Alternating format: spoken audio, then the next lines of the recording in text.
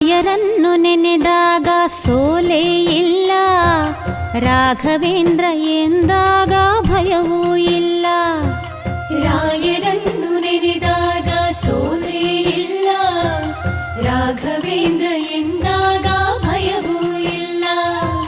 ತಾಯಿಯ ಮಮತೆ ತೋರು ಗುರುವು ಇವರು, ತಾಯಿಯ ಮಮತೆ ತೋರು ಗುರುವು ಇವರು, ಬದುಕಲ್ಲಿ ನೆರಳಾಗೋ ತಂದೆ ಇವರು, ಬದುಕಲ್ಲಿ ನೆರಳಾಗೋ ತಂದೆ ಇವರು. ರಾಯರನ್ನು ನೆನೆದಾಗ ಸೋಲೇ ಇಲ್ಲ,